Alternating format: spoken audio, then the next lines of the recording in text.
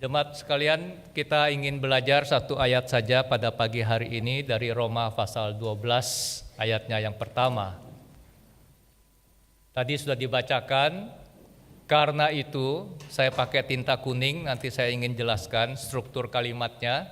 Saudara-saudara, demi kemurahan Allah. Terjemahan baru 2 memakai kata oleh kemurahan Allah. Bahasa aslinya bisa pakai oleh, bisa pakai karena, ya. Karena kemurahan Allah, mungkin lebih enak ya konteks kalimatnya. Aku menasehatkan kamu supaya kamu mempersembahkan tubuhmu sebagai persembahan yang hidup, yang kudus, dan yang berkenan kepada Allah, itu adalah ibadahmu yang sejati. Bapak Ibu Saudara sekalian, Kitab Roma terdiri dari 16 pasal. Oleh para ahli Alkitab dapat dibagi atas 2 bagian besar. Bagian pertama pasal 1 sampai pasal 11. Bagian kedua pasal 12 sampai pasal 16. Bagian pertama dan bagian kedua dihubungkan dengan sebuah frase, karena itu. Tadi saya pakai tinta kuning ya. Nah, sekarang saya ingin jelaskan struktur kalimatnya. Kalau Paulus berkata kepada jemaat, karena itu, kita bisa bertanya kepada Rasul Paulus, karena apa? Ya kan? Betul enggak? Di sini banyak mahasiswa. Kalau kita lihat ada satu mahasiswa yang tidak disiplin, sering bolos, lalu kita kenal orang tuanya di Indonesia, kita samperin dia. Herman, lu tahu nggak, papa mama lu kerja banting tulang supaya lu bisa sekolah di sini. Karena itu, ya kan, ada hubungannya. Karena itu kamu harus disiplin, kamu harus belajar yang rajin. Sama, Paulus juga seperti itu. Kita bisa tanya kepada Paulus, karena apa? Maka Paulus menjawab, karena kemurahan Allah. Bisa lihat ya konteksnya ya. Karena itu saudara-saudara, karena kemurahan Allah. Atau TB2 tadi saya katakan, oleh kemurahan Allah.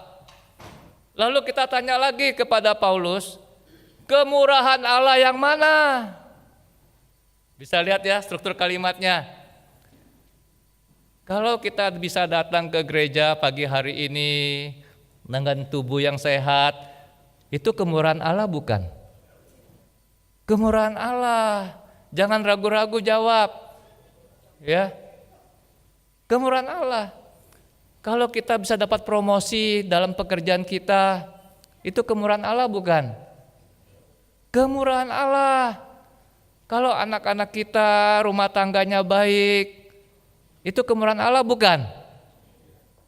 Kemurahan Allah. Kalau bisnis kita dalam tahun ini ternyata menghasilkan laba yang signifikan, ya orang lain susah, loh kok saya diberkati Tuhan ya? Itu kemurahan Allah bukan? Kemurahan Allah. Tapi, yang Paulus maksudkan dengan kemurahan Allah di ayat 1 ini bukan semua itu. Meskipun itu semua yang tadi kita sebutkan adalah kemurahan Allah, tapi yang Paulus maksudkan bukan itu. Yang Paulus maksudkan adalah semua yang Paulus jelaskan di bagian pertama, pasal 1 sampai pasal 11. Saya ulangi ya. Paulus katakan, karena itu saudara-saudara, karena kemurahan Allah. Kita tanya kepada Paulus, karena apa? Karena kemurahan Allah. Kemurahan Allah yang mana? Paulus katakan, itu loh kemurahan Allah yang saya jelaskan di bagian pertama, pasal 1 sampai pasal 11.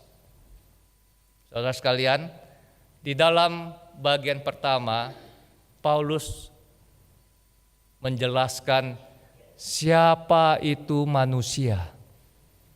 Siapa itu saudara dan saya? Bagaimana keadaan manusia?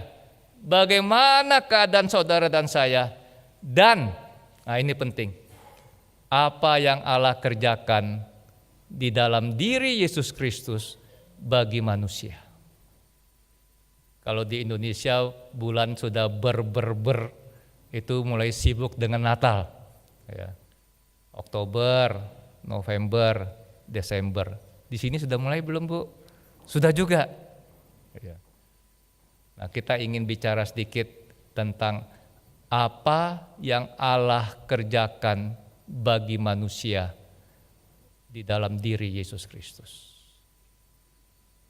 Saya harap Natal tahun ini bukan sebagai sebuah rutinitas saja, tapi saudara dan saya semakin mengerti iman percaya kita di dalam Yesus Kristus.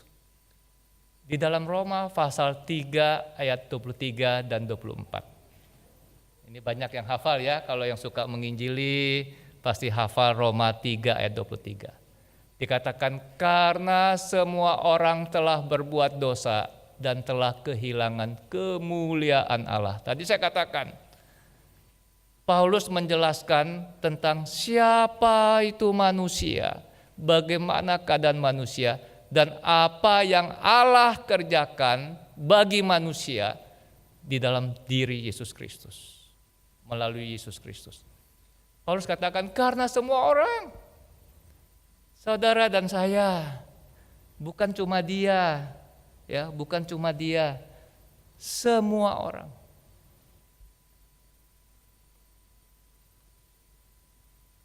Bapak Mokhtar Riyadi, ini kisah sudah bertahun-tahun yang lalu, pernah marah, pernah kesel sama pendeta Stephen Tong ketika pendeta Tong mengatakan semua orang telah berdosa. Ada beliau duduk di depan ya, Mokhtar Riyadi, konglomerat kita. Tapi setelah mulai dijelaskan, kita semua nggak bisa mengelak. Kita boleh punya penampilan yang meyakinkan di hadapan orang lain, tapi kita paling tahu siapa diri kita, ya, apa yang ada dalam pikiran kita, apa yang ada dalam hati kita. Paulus katakan semua orang telah berbuat dosa. Ada yang berani menyangkal fakta ini? Dan telah kehilangan kemuliaan Allah. Perhatikan ayat 24. Dan oleh kasih karunia telah dibenarkan dengan cuma-cuma karena penebusan dalam Kristus Yesus. Sepanjang penjelasan Paulus kita akan melihat Yesus Kristus itu muncul terus dalam kaitan penebusan dosa kita. Saudara, saya pakai tinta kuning, dibenarkan. Kenapa ada kata dibenarkan? Ini sebuah istilah dalam ruang pengadilan, justification. Kalau kita belajar doktrin keselamatan ada istilah justification, pembenaran. Kita dibenarkan cuma-cuma. Loh, cuma-cuma itu kan barang murahan ya. Banyak toko-toko kalau mau tutup, barang-barangnya dikeluarkan, ditaruh di trotoar, emperan. Silakan ambil, ya, cuma-cuma. Seorang anak remaja tanya kepada saya, Lause, apa artinya cuma-cuma? Saya jawab dia sederhana. Cuma-cuma bukan karena barang itu murah. Cuma-cuma karena kamu tidak sanggup membayar. Maka dikasih cuma-cuma. Kita dibenarkan, Bapak Ibu sekalian, bukan karena saya ini orang yang banyak beramal. Bukan karena saya seorang yang pendukung gereja nomor 1. Bukan karena saya seorang yang sangat gigih menjalankan syariat agama saya. Kita dibenarkan karena penebusan dalam Kristus Yesus. Paulus sangat mengerti ini. Karena dia seorang yang sangat gigih menjalankan syariat agamanya. Sebelum dia bertemu dan ditangkap Kristus. Mungkin banyak kita juga seperti itu. adalah orang-orang yang agamais, yang sangat gigih menjalankan syariat agama kita. Orang lain sedang tidur di tengah malam, kita bangun untuk berdoa. Orang lain suka makan, berfoya-foya, kita puasa Senin Kemis. Bukan untuk kesehatan tapi untuk syariat agama. Paulus melakukan itu sebagai orang Farisi sebelum dia ditangkap oleh Kristus. Roma pasal 5. Sebab itu kita yang dibenarkan karena iman. Saudara perhatikan yang muncul lagi kata dibenarkan. Kenapa ada kata dibenarkan? Karena orang yang berdosa di mata Allah, di hadapan Allah adalah orang-orang yang terhukum, orang-orang yang bersalah. Kita dibenarkan sekali lagi karena iman, bukan karena saya ini seorang yang banyak beramal, seorang pendukung gereja, seorang aktivis gereja, seorang yang gigih menjalankan syariat agama saya, bukan. Kita dibenarkan karena iman. Lalu dikatakan kita hidup dalam damai sejahtera. Ini doktrin soteriologi ya, secara singkat. Dalam 30 menit. Kenapa ada kata damai sejahtera? Karena manusia yang berdosa adalah seteru Allah. Kita berada di bawah murka Allah. Tetapi di dalam Yesus Kristus, darah Kristus memperdamaikan saudara dengan Allah. Memperdamaikan saya dengan Allah. Oleh karena Tuhan kita Yesus Kristus, diulang-ulang ya, bukan karena amal kita, bukan karena jasa baik kita. Ayat Roma 6:23, sebab upah dosa ialah maut, tetapi karunia Allah. Karunia. Pengertian karunia adalah sesuatu yang diberikan di mana penerima itu sebenarnya tidak layak. Itu istilah karunia, kasih karunia. Ialah hidup yang kekal, perhatikan, diulang lagi, dalam Kristus Yesus Tuhan kita. Roma 6 ayat 17. Tetapi syukurlah kepada Allah, dahulu memang kamu hamba dosa, tetapi sekarang kamu dengan segenap hati telah menaati pengajaran yang telah diteruskan kepadamu. Kamu telah dimerdekakan dari dosa dan menjadi hamba kebenaran. Saudara-saudara, konsep hamba, doulos yang Paulus pakai sangat mudah dimengerti oleh pembaca Alkitab pada masa itu. Ya, seorang hamba itu bisa berganti tuan. Ketika tuannya tidak suka, dia bisa dibunuh atau dia bisa dijual kepada tuan yang lain. Dia berganti tuan. Paulus katakan dahulu kita ini hamba dosa. Sekarang di dalam Kristus kita ini adalah hamba kebenaran. Kita ingin belajar ya, bagaimana menjadi hamba kebenaran. Sampai di sini saya sampai kepada satu pertanyaan, bagaimana nasib orang baik? Kalau kita kumpul-kumpul sama teman-teman, ngomong bisnis, ngomong segala macam, wisata, ya, gampang. Tapi ketika mulai masuk bicara tentang keselamatan di dalam Kristus, banyak orang yang berkata gini, gimana nasib orang baik? Ya kan? Kristen progresif juga mengatakan orang baik diselamatkan tidak hanya melalui Yesus Kristus. Masa orang baik gak selamat? Banyak orang di sekitar kita orang baik loh. Saya sengaja masukkan topik ini sedikit untuk kita bahas. Barangkali banyak juga di antara kita yang berpikir seperti itu. Pertanyaan yang segera timbul, baik menurut siapa? Ya kan? Baik menurut siapa? Apakah kita pernah menemukan ada satu orang yang dikatakan baik, lalu semua orang mengatakan dia baik? Gak pernah ada orang seperti itu.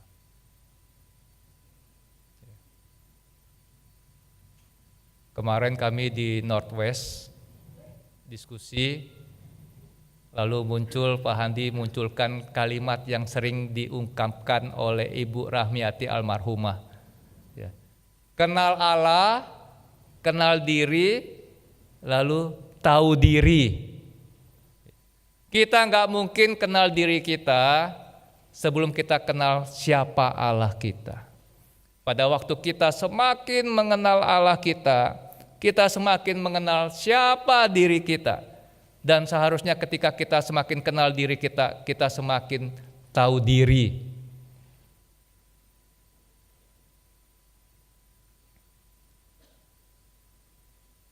Yesaya 64 ayat 6 berkata begini, demikianlah kami sekalian seperti orang najis, dan segala kesalehan kami seperti kain haid. Ini TB2. Kalau TB seperti kain kotor. TB2 sudah seperti terjemahan aslinya kain haid.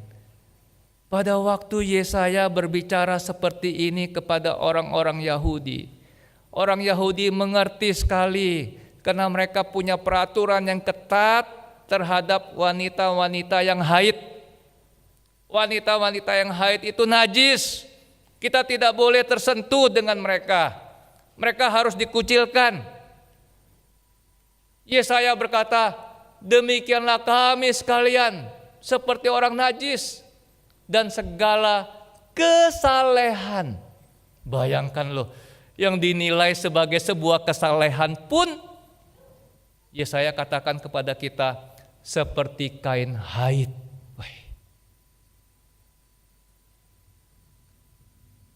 Kenapa Yesaya bisa seperti itu?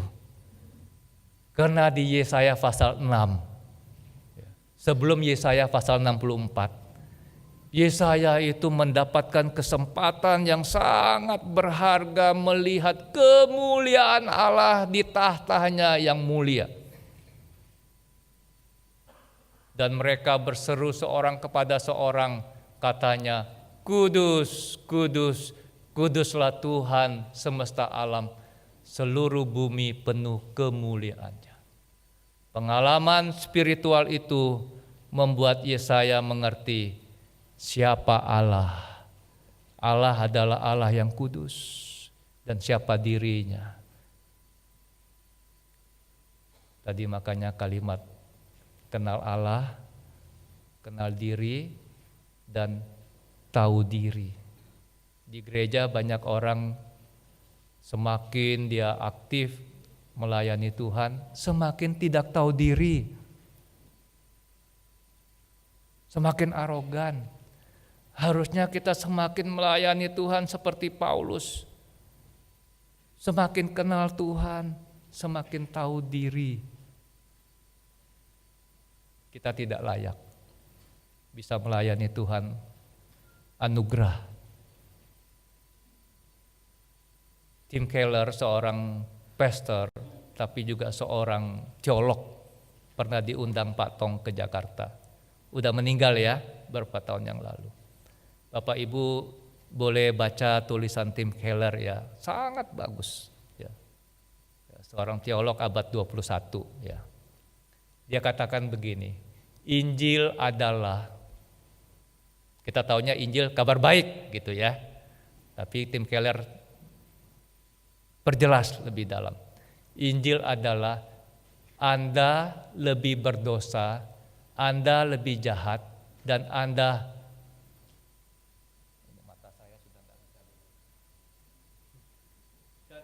lebih lemah dari yang pernah Anda yakini. Saya sih orang berdosa, tapi saya lebih baik dari orang-orang itu. Banyak orang seperti itu kan? Tapi Tim Keller bilang apa? Anda itu lebih berdosa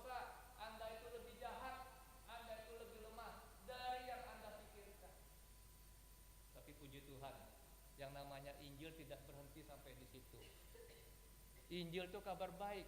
Nah, kabar baiknya yang kedua, namun Anda lebih dihargai, Anda lebih diterima, Anda lebih dicintai daripada yang Anda dapat harapkan atau pikirkan. Dalam pengalaman penggembalaan saya, ada banyak orang tidak bisa menerima pengampunan maaf dari orang lain. Saya nggak mungkin diampuni Tuhan, dosa saya terlalu banyak. Tapi Tim Keller berkata, Injil adalah Anda lebih dihargai, Anda lebih diterima, Anda lebih dicintai daripada yang Anda pernah pikirkan. Itu Injil. Saya harap kita bertumbuh dalam pengenalan Injil Kristus. Ibadah sejati mempersembahkan tubuh. Karena itu, saudara-saudara, demi kemurahan Allah, aku menasihatkan kamu supaya kamu mempersembahkan tubuhmu sebagai persembahan yang hidup, yang kudus, dan yang berkenan kepada Allah. Itu adalah ibadahmu yang sejati.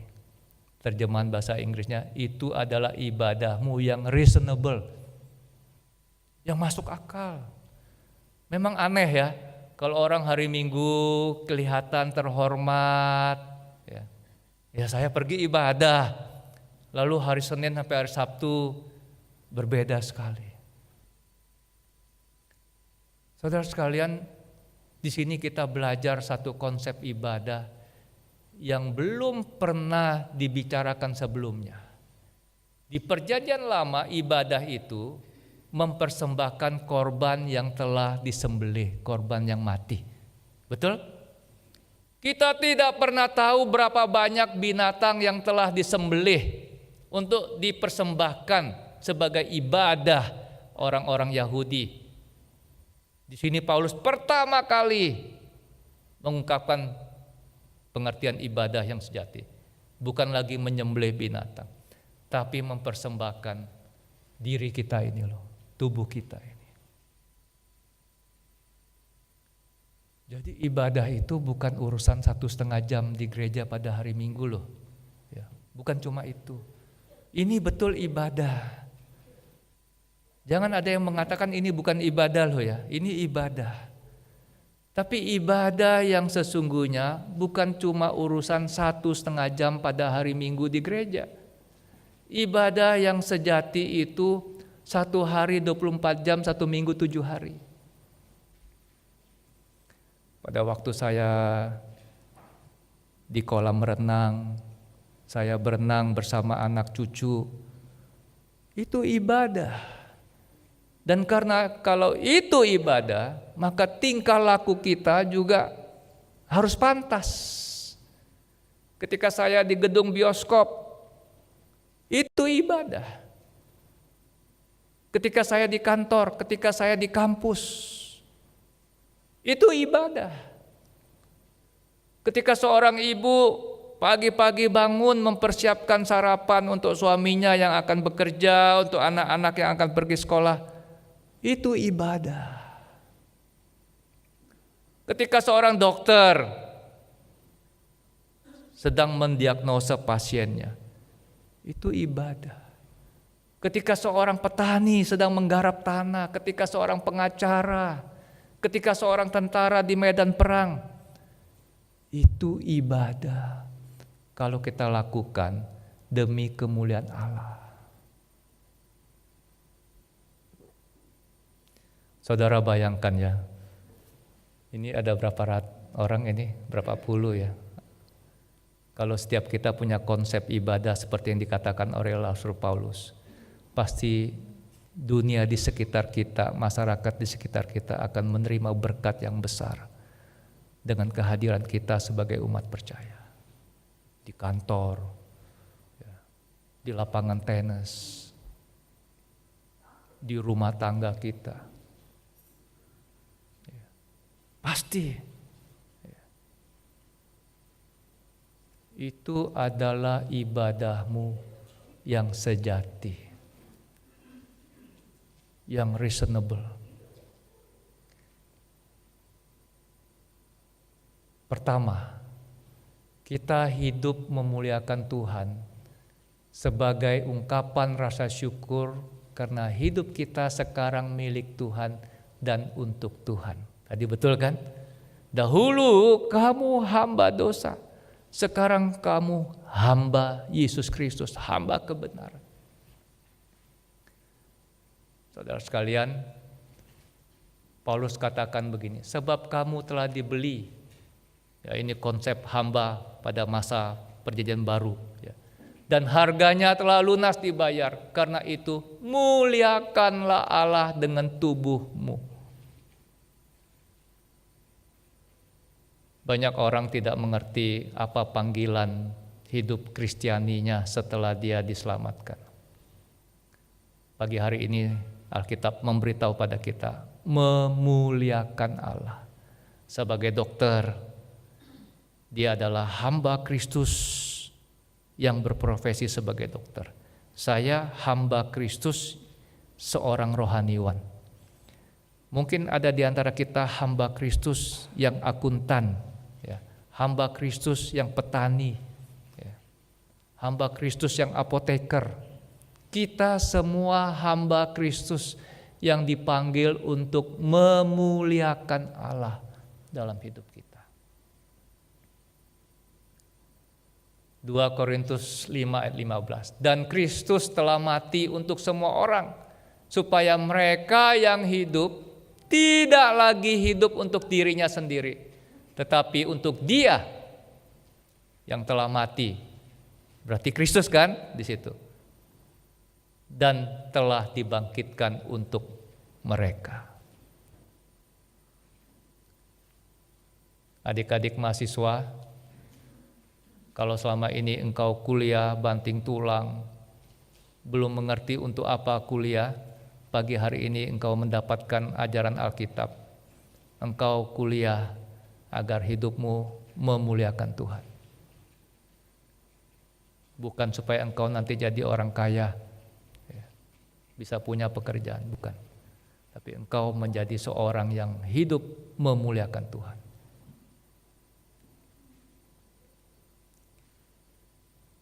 Katekismus Kecil Westminster. Pak David tahun 1647 di mana ya Pak David?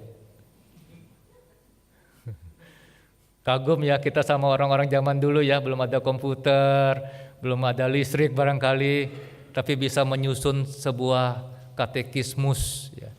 Kita kenal istilah katekisasi. Ya. Katekisasi itu secara sederhana artinya pelajaran agama.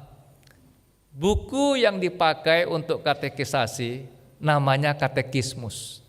Gereja di abad 21 mewarisi beberapa katekismus yang bagus-bagus. Salah satunya katekismus Westminster. Nah, katekismus itu punya ciri, disusun dalam bentuk pertanyaan-jawaban, pertanyaan-jawaban.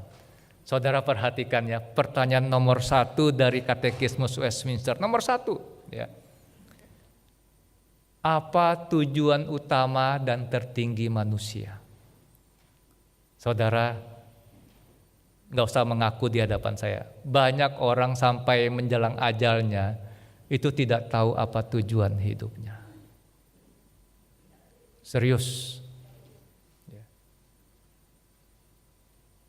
Pagi hari ini kita belajar dari firman Tuhan. Dijawab oleh katekismus Westminster.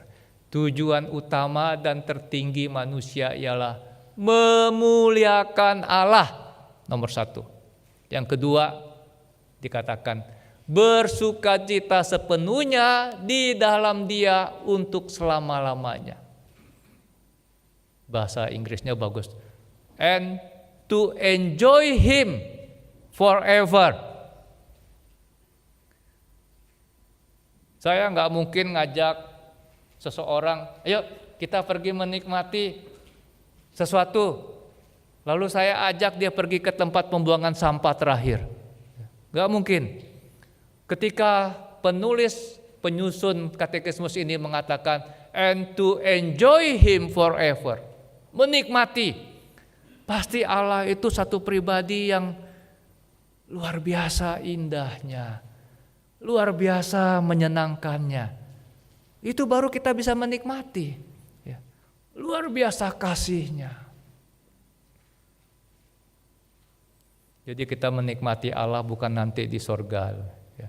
Di dunia ini, di tengah-tengah keberdosaan dunia, pergumulan kita sebagai manusia, kita bisa menikmati Allah dalam persekutuan kita dengan Tuhan.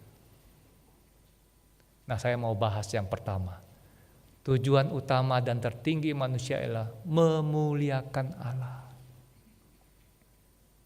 Ayatnya tadi dikatakan 1 Korintus 10 ayat 31.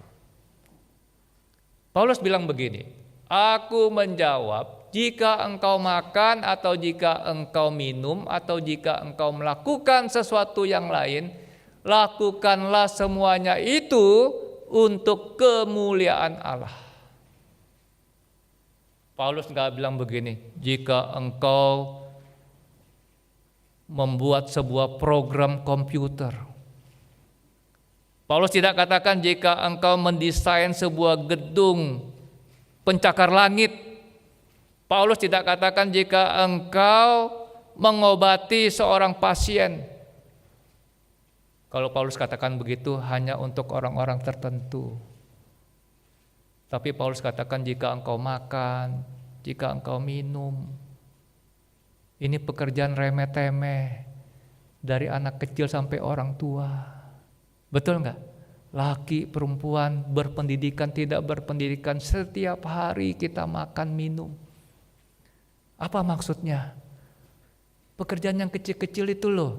Masak di dapur, ngepel rumah kita, membersihkan perabot-perabot rumah, studi, bekerja.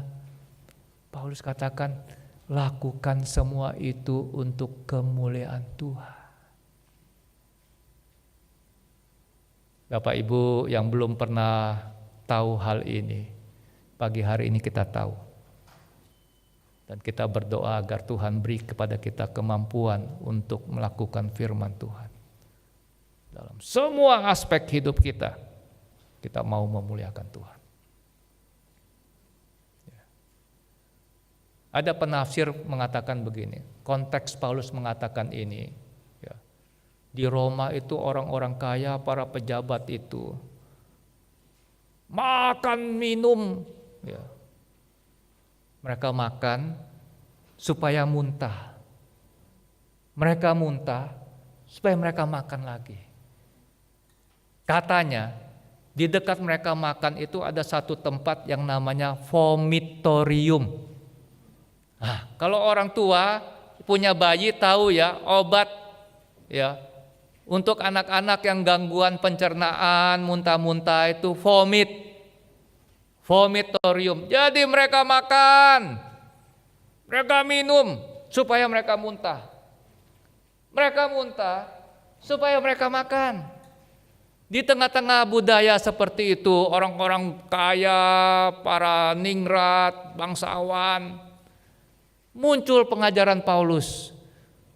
Jika engkau makan, jika engkau minum, ini melawan arus ini. Luar biasa Paulus. Di tengah-tengah kita, saya yakin banyak orang yang belum makan dan minum memuliakan Tuhan.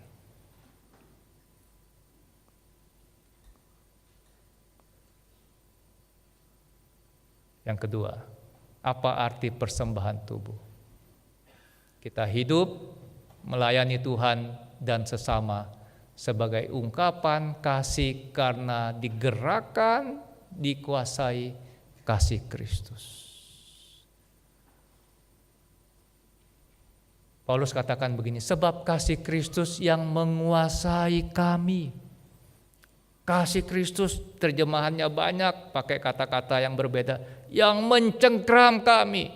Kasih Kristus yang menggerakkan kami, kasih Kristus yang mendorong kami. Karena kami telah mengerti bahwa jika satu orang sudah mati untuk semua orang, maka mereka semua sudah mati.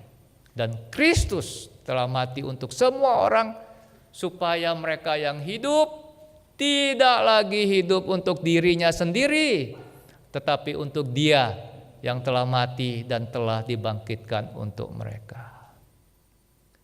Ini nilai-nilai seperti ini nggak ada di dunia, Bapak Ibu, nggak ada. Di dunia orang hidup untuk diri, untuk keluarga.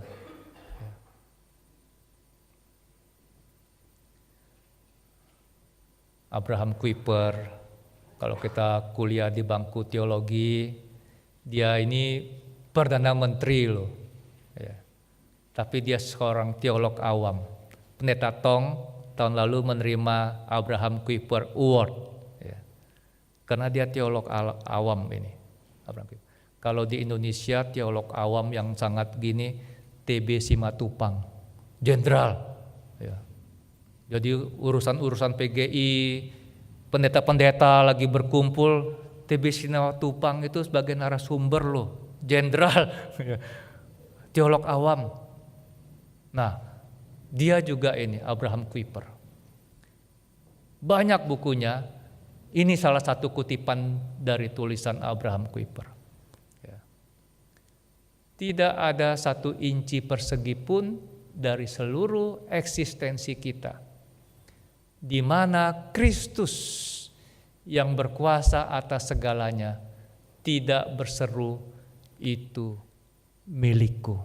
Bagus ya? Tapi dilaksanakan gak gampang. Saya ini umur 63, kira-kira sudah 10 tahun, 20 tahun tidak pernah lagi mau terima retreat remaja, ya, karena gak cocok. Ya. Mereka mungkin lihat saya sudah bingung juga ini ya, yang diomongin apa, ini ketinggalan zaman. Ya. Tapi saya ingat ya waktu masih sering diundang di remaja gitu, retreat, waktu break, saya suka panggil satu persatu ngomong, "Nak, kelebihanmu apa?" Ya. Ada seorang putri bilang, "Lause, saya ini jago piano. Saya sudah punya murid. Saya grade 7. Hebat kamu ya." Tapi saya pakai kalimat ini untuk dia. Saya bilang, "Kamu ingat ya, tidak ada 1 inci persegi pun dari hidupmu, eksistensimu, di mana Kristus yang memberikan kepadamu talenta bermain piano, yang berkuasa atas segalanya, tidak berseru, 'Itu milikku.'" Dari remaja anak harus mengerti ini. Saya ketemu lagi seorang anak remaja pria. "Nak, kelebihanmu apa di sekolah?" "Lause, saya jago matematika. Nilai saya tuh jarang, 7. Gak pernah 7. Kalau jago matematika gak pernah 7, artinya apa? Nilainya 5, 6 gitu? Enggak. Ya 8, 9, 10, 8, 9, 10. Saya pakai kalimat ini juga. Nah, dengar baik-baik ya. Tidak ada 1 inci persegi pun dari seluruh eksistensimu, di mana Kristus yang berkuasa atas segalanya, yang memberikan kepadamu kemampuan di bidang matematika, tidak berseru, "Itu milikku."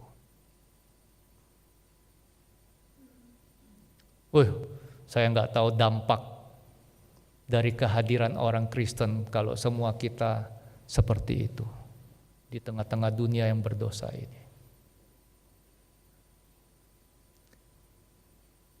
Charles Haddon Spurgeon, C.H. Spurgeon, dia diberi julukan Prince of Preachers.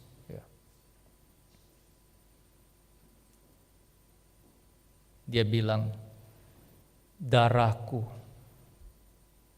detak jantungku,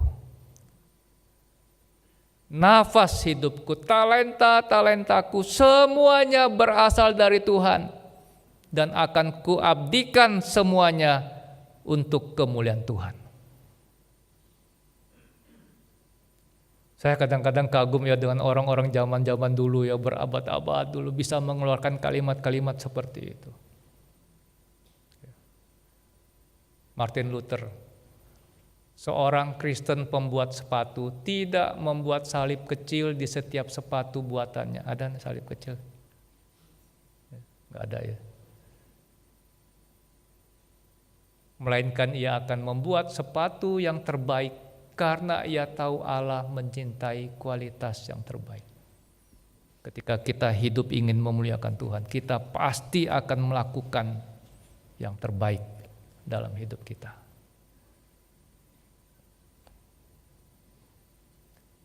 Mari kita berdoa.